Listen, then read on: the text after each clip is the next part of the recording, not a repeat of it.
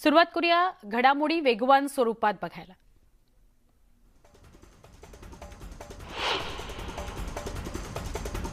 मुंबईमध्ये अनेक ठिकाणी तुफान पाऊस झाला, त्यामुळे सखल भागात पाणी साचल्याचं पाहायला मिळालं। मागील 24 तासात सरासरी 175 मिलीमीटर पावसाची नोंद झाली आहे।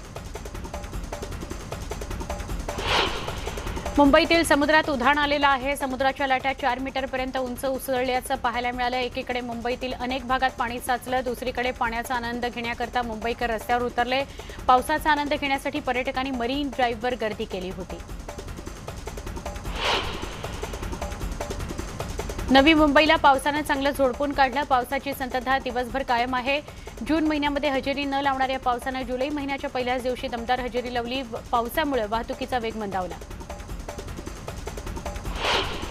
पेण पनवेल परिसरात जोरदार पावसानं हजेरी लावली। सलग 2 दिवस पडणाऱ्या पावसामुळे नदी नाले तुडुंब भरून वाहत होते।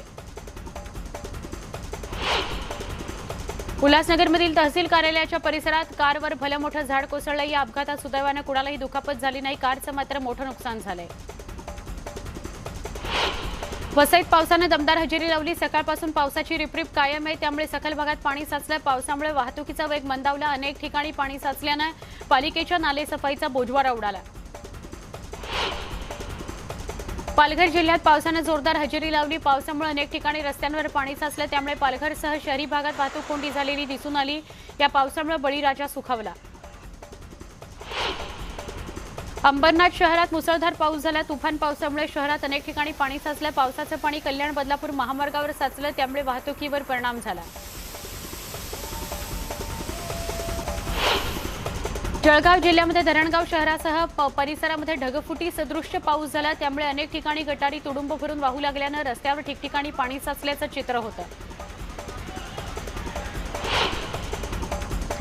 वाशिमच्या वाईवारला परिसरामध्ये दमदार पाऊस झाला। या पावसामुळे सखल भागात पाणी साचलं। खरीपाच्या पेरण्यांना या पावसानं मोठा आधार मिळणार आहे, त्यामुळे पेरण्यांच्या कामांना वेग येणार आहे। वाशिममध्ये अनेक ठिकाणी जोरदार पावसानं हजेरी लावली आहे। नेतनसा गोवर्धन परिसरामध्ये ढगफुटी सदृश्य पाऊस झालाय, त्यामुळे नदी नाल्यांना पूर आलाय, तर मुसळधार पावसामुळे शेतीचं मोठं नुकसान झालंय। मुंबई गोवा महामार्गावरील कापसाळ इथं रस्त्यावरती पाणी साचलं, त्यामुळे महामार्गाला नदीचं स्वरूप आलं होतं, त्यामुळे मार्ग काढताना वाहन चालकांना मोठी कसरत करावी लागली। मात्र पहिल्याच पावसात प्रशासनाच्या कारभाराची पोलखोल झाली आहे।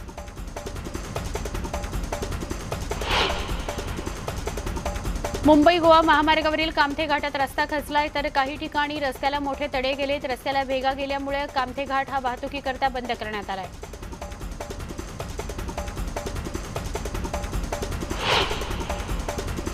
नागपूरमध्ये मुसळधार पावसानं हजेरी लावली। दुपारच्या वेळेला काही भागात तुफान पाऊस झाला। पाऊस कोसळल्यानं जनजीवन विस्कळीत झाल्याचं पाहायला मिळालं।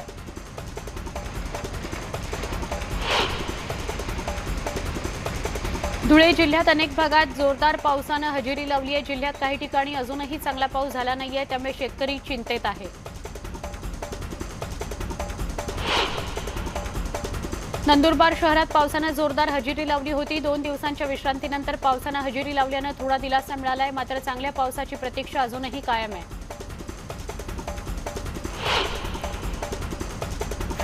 गुहागरमध्ये सकाळपासून मुसळधार पाऊस सुरू असून अनेक भागात पाणीच पाणी झालं आहे। सतत पडणाऱ्या पावसामुळे ग्रामीण भागातील शेतकरी शेतीच्या कामाला लागलाय, तर अनेकांची चढणीचे मासे आणि खेकडे पकडण्यासाठी लगबग सुरू झाली आहे। यावर्षी जूनच्या उत्तरार्धात सुरू झालेल्या पावसानं मागील 4 दिवसांमध्ये चांगला जोर धरल्यामुळे शेतकरी सुखावला असून कोकणात भातशेतीच्या कामाला चांगलाच वेग आलाय।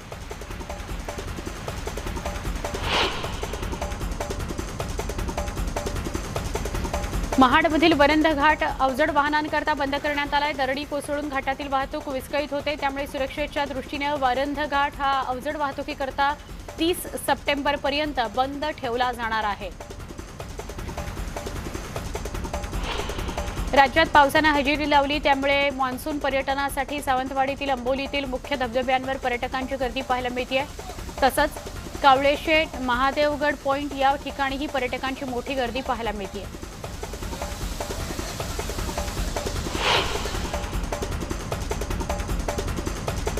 संजय राऊत यांनी गेल्या 8.5 तासांहून अधिक काळ त्यांची ईडी चौकशी सुरू आहे। पत्राचाळ प्रकरणी संजय राऊतांना ईडीनं समन्स बजावलं होतं, त्या प्रकरणी त्यांची चौकशी सुरू आहे. मात्र यावेळी ईडीच्या प्रश्नांना संजय राऊतांनी नकारात्मक उत्तर दिली अशी माहिती मिळतेय. पत्राचाळ कुठे आहे मला माहित नाही असं राऊत म्हणाले. मुख्यमंत्री एकनाथ शिंदे आणि उपमुख्यमंत्री देवेंद्र फडणवीस यांनी राज्य आपत्ती व्यवस्थापन समितीची बैठक घेतली. यात पावसाळ्यामध्ये करण्यात आलेल्या उपाययोजनांचा आढावा घेण्यात आला. अतिवृष्टी अलर्टच्या पार्श्वभूमीवर राज्यात सगळ्या यंत्रणा सज्ज असल्याचं त्यांनी सांगितलंय. नागरिकांची गैरसोय होणार नाही याची काळजी घेण्याच्या सूचनाही सगळ्या यंत्रणांना देण्यात आल्या.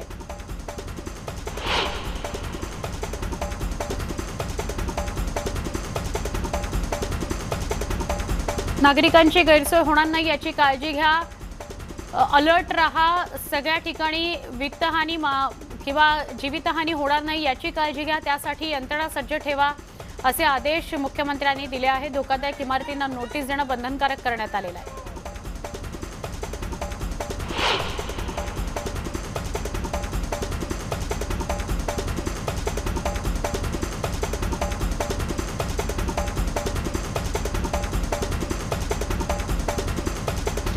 राज्यपाल नियुक्त 12 आमदारांनी नवीन यादी ही शिंदे सरकार देणार असल्याचं, राज्यपालांना नवीन उमेदवारांची यादी दिली जाणार आहे असं समजतंय. महाविकास आघाडी सरकारने दिलेली नावं राज्यपालांनी मंजूर केलेली नव्हती, आता नियुक्तीसाठी नवीन यादी दिली जाणार आहे. शेतकऱ्यांच्या बांधावर जाऊन आम्ही त्यांचे अश्रू पुसू असं शिवसेनेनं म्हटलं होतं, त्याचीच आठवण एकनाथ शिंदेंनी करून दिली आहे. शेतकरी आत्महत्यामुक्त महाराष्ट्र करण्याचा संकल्प असल्याचा निर्धार मुख्यमंत्री एकनाथ शिंदे यांनी व्यक्त केला आहे.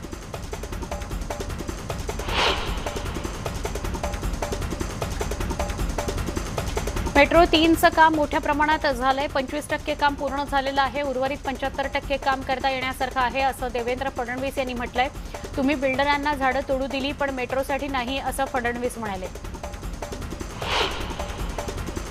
राज्याचे उपमुख्यमंत्री देवेंद्र फडणवीस यांनी मंत्रालयात जाऊन उपमुख्यमंत्री पदाचा पदभार स्वीकारला. पदभार स्वीकारल्यानंतर त्यांनी ओबीसी आरक्षणासंदर्भात बैठक घेतली. ओबीसी आरक्षणाबाबतचा त्यांनी आढावा घेतला आणि पुढील कार्यवाहीसाठी निर्देश दिले. त्यावेळी राज्याचे मुख्य सचिव मनुकुमार श्रीवास्तव उपस्थित होते. विधानसभा अध्यक्षपदासाठी राहुल नार्वेकर यांनी अर्ज दाखल केला. नव्या सरकारमध्ये भाजपचे राहुल नार्वेकर हे विधानसभेच्या अध्यक्षपदासाठी उमेदवार आहेत. राहुल नार्वेकरांना उमेदवारी देऊन भाजपनं पुन्हा धक्कातंत्राचा वापर केलाय.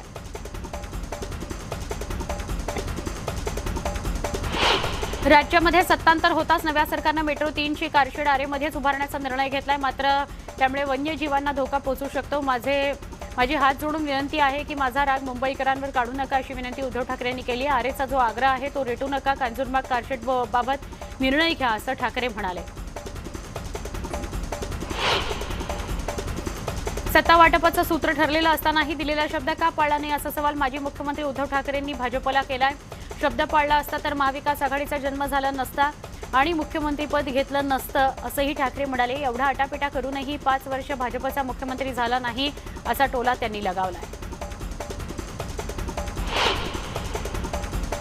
शिवसेनेमध्ये आता वर्चस्वाची लढाई सुरू झाली आहे. त्याचे संकेतही मिळायला सुरुवात झाली आहे. एकनाथ शिंदे हे शिवसेनेचे मुख्यमंत्री नाहीत असं उद्धव ठाकरेंनी सांगितलंय. तर एकनाथ शिंदेंनी मात्र आपण शिवसेनेतच असल्याचं सांगत शिवसेनेवर एक प्रकारे दावा केलाय. शिंदे मुख्यमंत्री झाल्यानंतर शिवसेनेत वर्चस्वाची लढाई सुरू होईल असे संकेत मिळाले होते, तर नेमकं तेच होऊ लागलंय.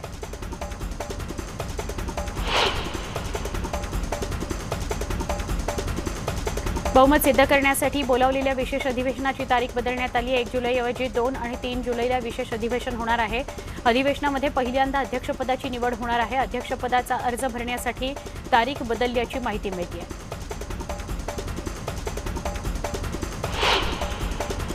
विरोधी पक्षनेत्याच्या पदासाठी राष्ट्रवादी काँग्रेस पक्षात रस्सीखेच पाहायला मिळते. अजित पवार, जयंत पाटील, धनंजय मुंडे यांच्या नावाची चर्चा आहे, तर धनंजय मुंडेंचं नाव सध्या आघाडीवर आहे. सत्तांतरानंतर मुंबईत भाजपकडून जल्लोष साजरा करण्यात आला. या जल्लोषात भाजपचे राज्यातील क्रमांक 1चे नेते आणि उपमुख्यमंत्री देवेंद्र फडणवीस गैरहजर होते. यासोबतच भाजपचे महत्त्वाचे नेते गैरहजर असल्याने राजकीय वर्तुळात चर्चा सुरू झाली आहे. देवेंद्र फडणवीस उपमुख्यमंत्री झाल्याच्या नंतर भाजपचे प्रदेशाध्यक्ष चंद्रकांत पाटील यांनी पत्रकार परिषद घेतली. आम्हाला सत्तेचा मोह नाही याचा पुनरुच्चार त्यांनी केला. उपमुख्यमंत्रीपद घेऊन फडणवीसांनी खूप मोठं मन दाखवलं आहे असं पाटील म्हणाले.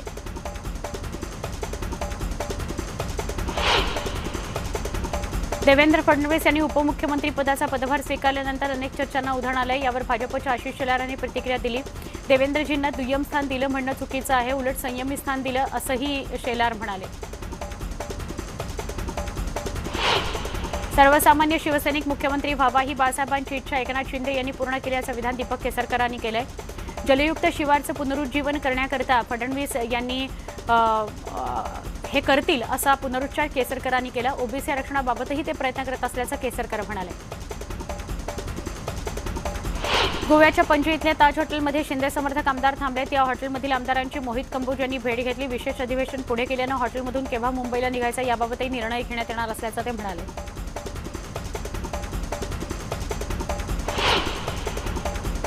नव्या शिंदे सरकार विरोधात शिवसेनेनं सर्वोच्च न्यायालयाचं दार ठोठावलंय। शिवसेनेच्या याचिकेवर तातडीनं सुनावणी सुप्रीम कोर्टानं नकार दिलाय। ज्या आमदारांविरोधात अपात्रतेच्या नोटिसा जारी करण्यात आलेल्या होत्या त्या अपात्र आमदारांना विधानसभेमध्ये प्रवेश करण्यापासून रोखण्याची मागणी याचिकेत करण्यात आली होती।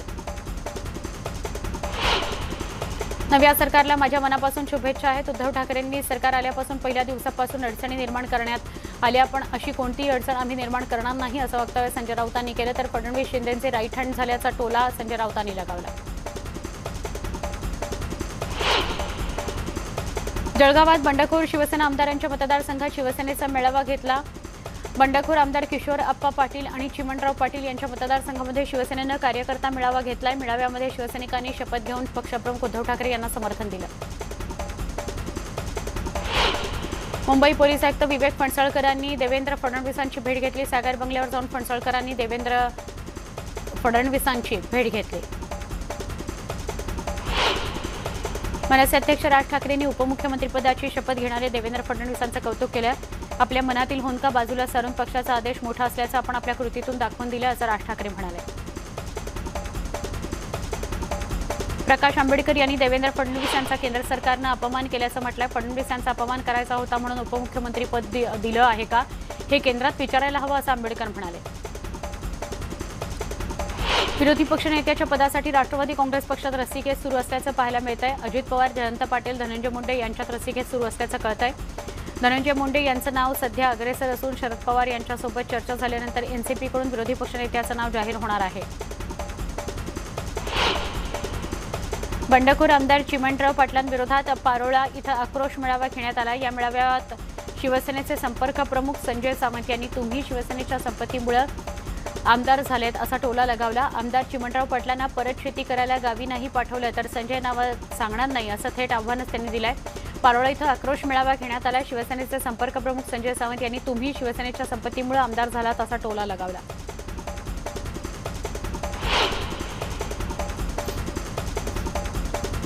शिंदे सरकारचा शपथविधी झाल्यानंतर मराठवाड्यातील शिवसेना ॲक्शन मोडमध्ये आलेली आहे। बीडमध्ये आज तातडीची बैठक पार पडली। शिवसेनेतून फुटून गेलेल्या बंडखोरांची काय अवस्था झाली हे महाराष्ट्राला माहीत आहे असं म्हणत शिवसेनेचे नेते चंद्रकांत खैरे यांनी बंडखोर आमदारांवर निशाणा साधला। मुख्यमंत्रीपदाची माळ ही एकनाथ शिंदे यांच्या गळ्यात टाकली व देवेंद्र फडणवीस यांना उपमुख्यमंत्री बनण्याच्या सूचना केल्या। पक्षाचा आदेश म्हणून देवेंद्र फडणवीस यांनी राज्याच्या उपमुख्यमंत्रीपदाची शपथ घेतली, पण नागपूरकरांच्या दुःखद भावना होर्डिंग्सच्या माध्यमातून प्रकट झालेल्या आहेत। औरंगाबाद आणि उस्मानाबादच्या नामांतरणावरून बीडमध्ये एमआयएम आक्रमक झाली। बीड शहरातील बशीरगंज भागात काँग्रेस, राष्ट्रवादी काँग्रेससह शिवसेनेच्या नेत्यांना व तत्कालीन सरकारमधील मंत्र्यांच्या फोटोला जोडे मारून आंदोलन करण्यात आलं।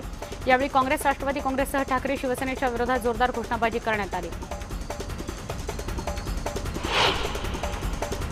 नाशिकच्या त्र्यंबकेश्वर मंदिरातील पिंडीवर बर्फ जमा झाल्याचा व्हिडिओ समोर आलाय। हा बर्फ जमा झाल्याचा दावा पुजाऱ्यांनी केलाय। भारत चीन युद्धानंतर 1962 मध्ये असाच बर्फ जमा झाल्याची नोंद झाली होती। त्यानंतर जवळपास 60 वर्षांनंतर पुन्हा पिंडीवर बर्फ जमा झाल्यानं कोणतं नवं संकट येणार अशा चर्चा रंगू लागल्या। देशात व्यावसायिक सिलेंडरच्या दरात घट झाली आहे।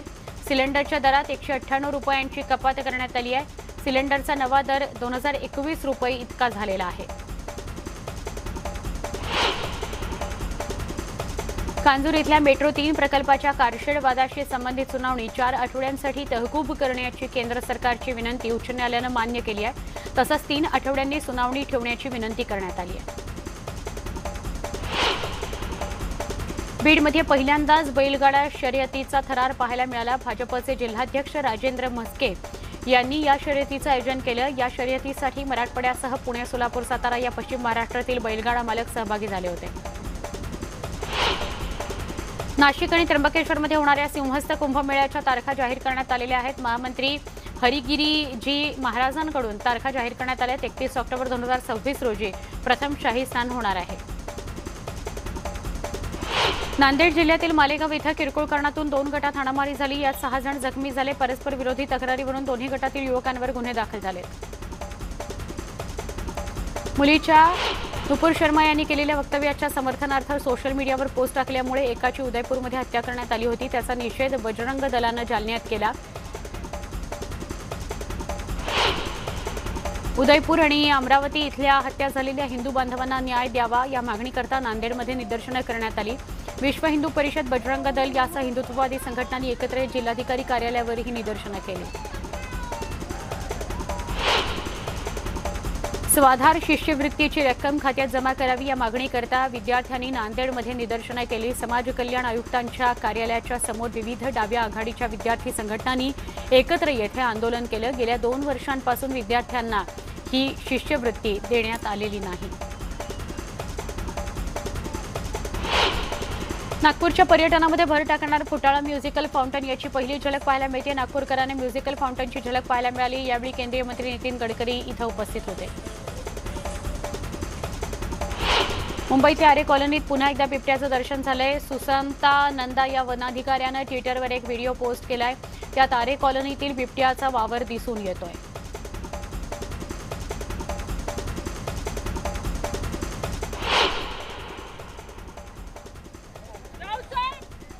ही दृश्य आहेत ईडी कार्यालयाच्या बाहेरच्या परिसरातली. संजय राऊत 9-9.5 तास त्यांची चौकशी सुरू होती. संजय राऊत बाहेर आलेले आहेत. ईडी चौकशीला 9.5 तास ते सामोरे गेले आणि त्यानंतर ते बाहेर आलेले आहेत. इथून कुठल्याही क्षणी ते निघतील. मात्र ईडी कार्यालयाच्या बाहेरच्या परिसरातली ही दृश्य आहेत. संजय राऊत हे 9.5 तास चौकशीनंतर बाहेर आलेले आहेत. प्रसार माध्यमांना ते प्रतिक्रिया देतील कदाचित.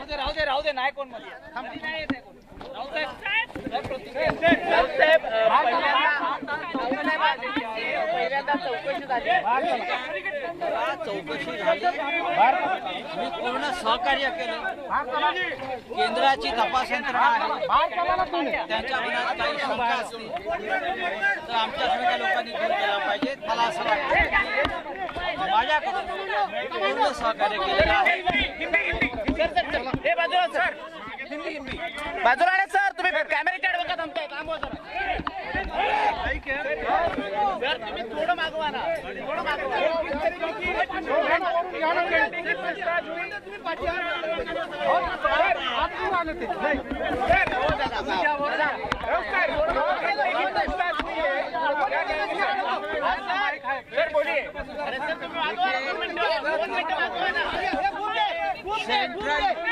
देखिए, ईडी एक रिपब्लिकन संस्था है, केंद्रीय जांच एजेंसी है. उनके मन में अगर कोई शंका है या शंका थी जांच करना चाहते थे, मेरे बारे में उनके पास कोई जानकारी थी, मैंने पूरा ऑपरेशन किया है. उनको जानकारी चाहिए थी वो हमने दिया है. और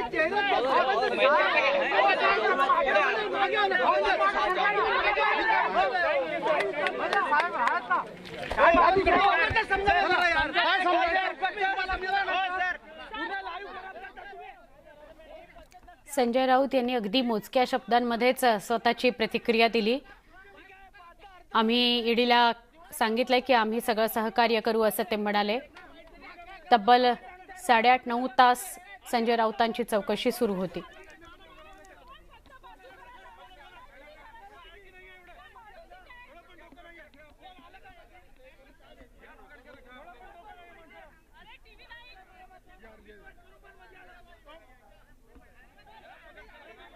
संजय राऊत ईडी कार्यालयाबाहेर आले. साधारण 8.5-9 तास त्यांची चौकशी सुरू होती. त्यानंतर ते बाहेर आले. अगदी 2च वाक्यात त्यांनी आपली प्रतिक्रिया दिलेली आहे.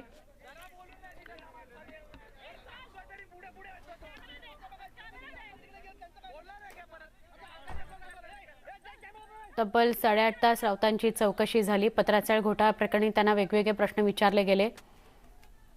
त्यांची ईडी चौकशी 8.5-9 तासांनंतर संपलेली आहे.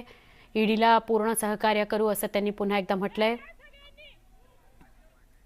आमचे प्रतिनिधी अजित पांढरे यांच्याकडून अधिक जाणून घेऊया. अजित, 8.5-9 तास साधारण राऊतांची चौकशी चालली. उद्या त्यांना पुन्हा बोलावलं गेलंय का? काय अधिक माहिती? जवळपास 9 तास संजय राऊत यांची चौकशी ईडीने केलेली आहे आणि त्यानंतर ते नुकतेच आता ईडी कार्यालयाच्या बाहेर पडलेले आहेत. त्यांना उद्या ईडीने चौकशीला बोलवलं आहे का याबाबत अजून खुलासा झालेला नाहीये. थोड्याच वेळात याबाबत ईडी खुलासा करेल. याबाबत आता संजय राऊत यांना देखील आम्ही विचारण्याचा प्रयत्न करतोय की नेमके त्यांना उद्या ईडीने चौकशीला बोलवलं आहे का. पण ज्या पद्धतीने त्यांची सलग 9 तास चौकशी झाली आणि उशीरपर्यंत चौकशी झाली, याचा अर्थ त्यांना उद्या बोलवले जाण्याची शक्यता फार जास्त आहे. आणि यामुळेच संजय राऊत जे आहेत यांची चौकशी कितपत पूर्ण झाली आहे हे थोड्याच वेळात स्पष्ट होईल. पण मगाशी सांगितल्याप्रमाणे संजय राऊत यांनी अनेक प्रश्नांची उत्तरं जी आहेत ती नकारात्मक दिलेली आहेत. माहीत नाहीये, माझा काही या प्रकाराशी संबंध नाहीये. थेट ज्या व्यक्तींची नावं आपण घेत आहे त्यांच्याशी माझा काही थेट संबंध नाहीये. मी एक खासदार आहे आणि त्यानिमित्ताने लोकांची ओळख होत असते. त्यातून पण संजय राऊत ईडी कार्यालय बाहेर आल्यानंतर नेमकं काय म्हणाले? त्यांची प्रतिक्रिया जी आहे ती घेण्याचा आम्ही प्रयत्न करतोय. थोडं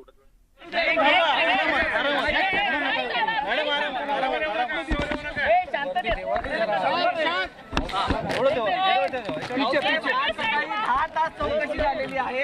काय सांगाल, काय नेमका ईडीला उत्तर आपल्याकडनं अपेक्षित होतं?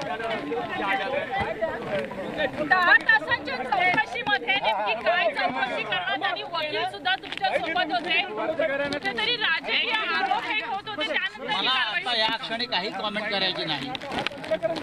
हा, ईडीने मला बोलवलं. बरं, केंद्रीय तपास यंत्रणा आहे, त्यांना काही विषयांचा तपास करण्याची आवश्यकता भासली असेल. आम्ही सार्वजनिक जीवनात काम करतो.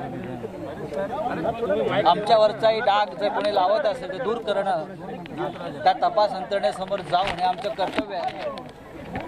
माझ्याबरोबर माझे वकील होते ॲडव्होकेट विक्रम साबणे आणि सगळ्या प्रश्नांची उत्तर देऊन आम्ही त्यांना पूर्ण सहकार्य केलेलं आहे आणि गरज लागली तर मी पुन्हा येईन असंही त्यांना सांगितलं. समन्स आलेला आहे का?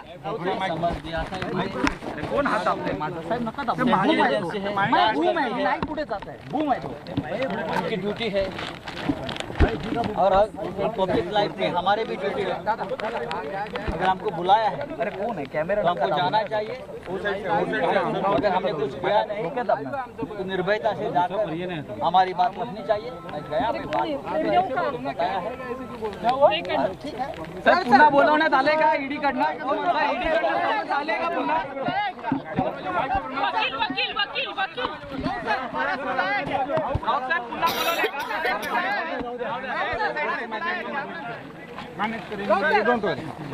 राऊतसाहेब पुन्हा बोलवले राऊतसाहेब पुन्हा बोलवलेलं आहे का तुम्हाला? पुन्हा बोलवलं राऊतसाहेब पुन्हा बोलवलेलं. त्यांची गाडी वकील साहेबांची बाहेर आहे.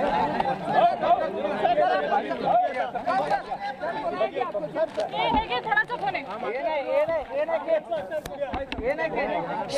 बस बस मागे वा. संजय राऊत म्हणाले की मी कुठलीही राजकीय प्रतिक्रिया देणार नाही. त्यांना काही डाऊट्स होते, ईडीला काही डाऊट्स होते, त्याकरता ईडीनं मला बोलावलेलं होतं.